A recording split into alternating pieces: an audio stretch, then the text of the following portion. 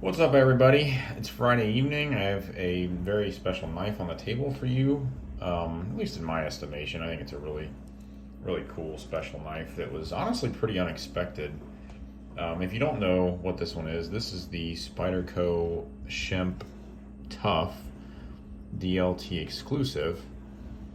Spyderco released one of these, I don't know how many years ago now, probably more than 10 years ago now, with a titanium lock side scale, I believe a G10 black scale on the opposite side with dimples in it, 3V steel and no blade coating like this one has.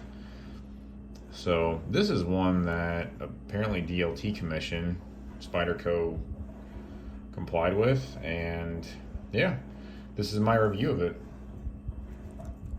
So getting into the items on my scale, for blade steel, I gave this one a 7. This one is crew wear. This one is not 3V. You can see there's Spyderco crew wear.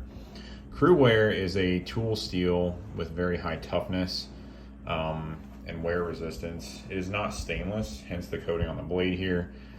I think the coating looks really good. I like the black appearance of that. I think it's really, I don't know if classy is the right word, but just it looks really nice with the green G10 and even the titanium and the black clip as well.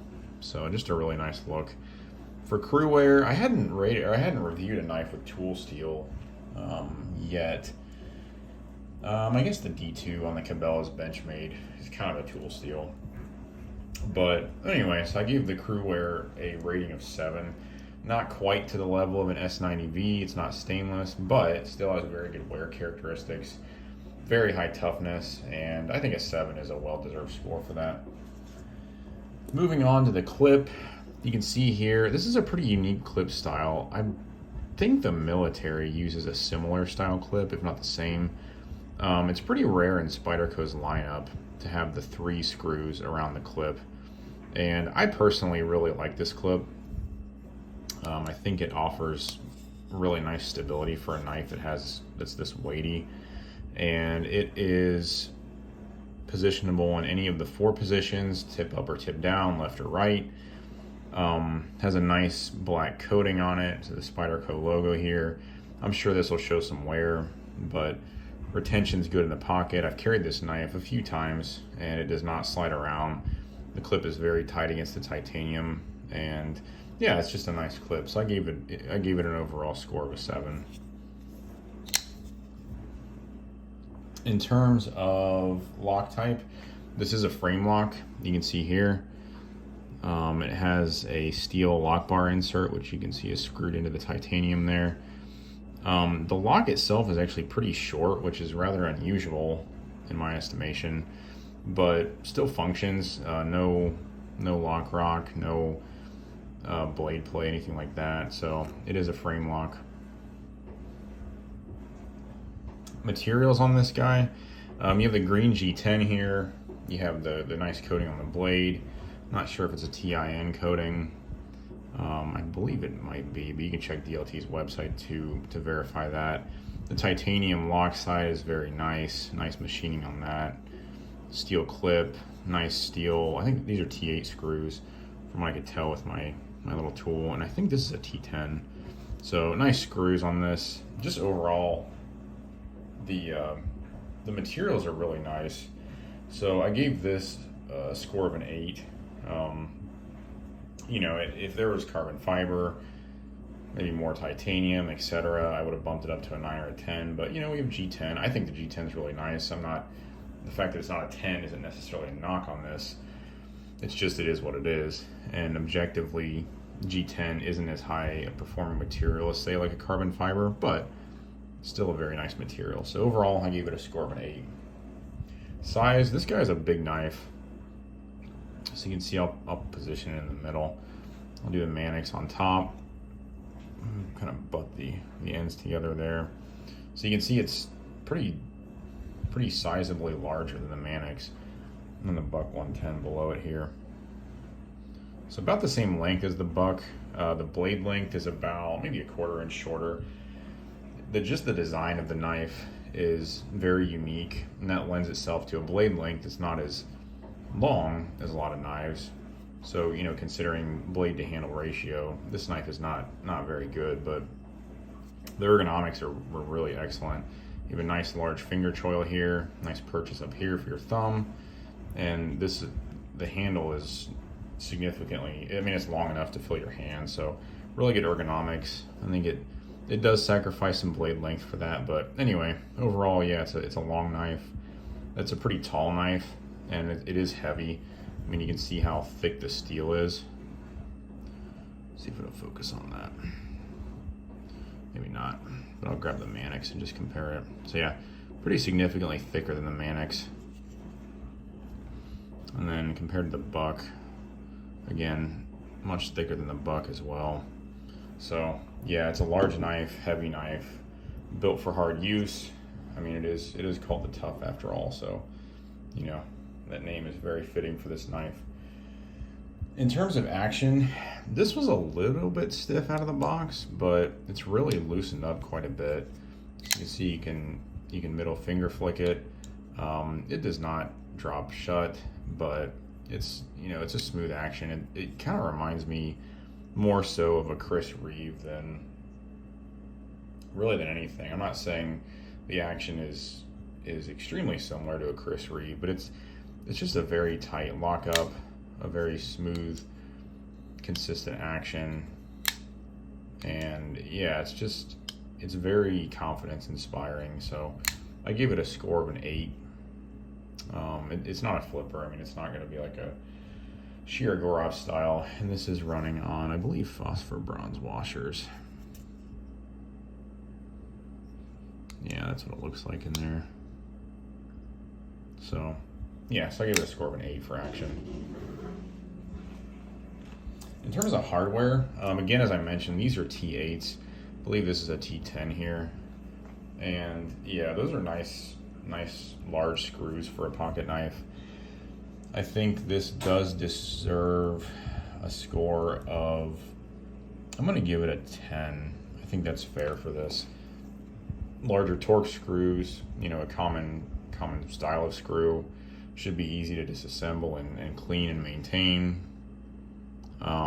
So yeah, I think this is you know, a very well deserved score of a 10 for that. Yeah, you know, it's kind of fitting if you look at this.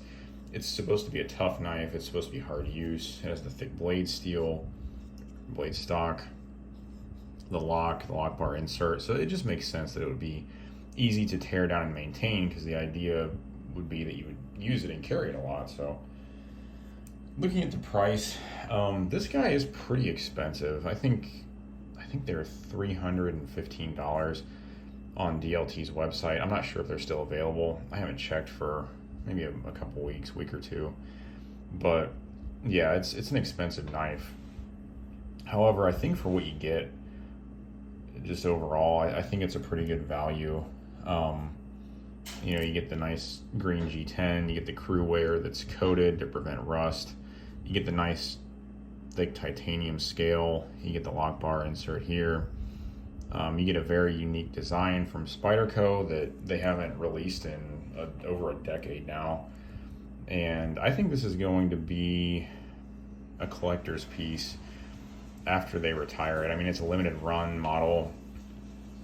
The current Tuff is very hard to find, especially in good condition. I know I've seen a lot that are modded pretty heavily. So yeah, price, a little steep. I gave it a 7, but you know, if I had to price this myself, I would maybe have it at 275, 250, 275, but you know, it's a 315, so it's not too far off.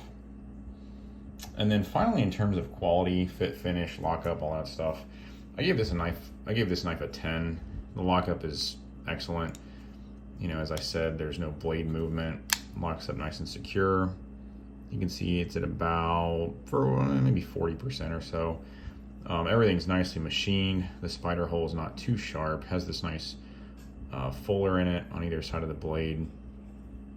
The grind's nice and even, as you can see on both sides. It's really just, you know, it sounds marginal, but it's really just typical Spyderco Taichung Taiwan quality, which is always excellent. Every single knife I've handled from that factory has been excellent. So yeah, I think this, you know, score of 10 for quality, very well deserved on this knife. Very well put together. And also, something else to point out, look how tight the back spacer on that is. I mean, it's just, you can't feel the seam on that at all. And it's just really, really nice fit and finish. So yeah, this is really what we've come to expect from Spyderco's Taichung factory, and they've definitely delivered in spades with this knife. Competition, this is such a unique knife. You know, you can look at other frame locks in this vein, in this steel, maybe some Medfords, but you know, those are so much more expensive than this knife. I mean, even on the low end, like a smaller Praetorian is going to be $600-700, more than double the cost of this. Crewware is a fairly uncommon steel. I can't really think of a lot of knives that would compete with this. It's just a very hard use, well-made knife that has a very unique ergonomic design. So yeah, I mean, if you want this, definitely pick it up if they're still available. I'm sure they won't make any more of these. So yeah, so totaling this up,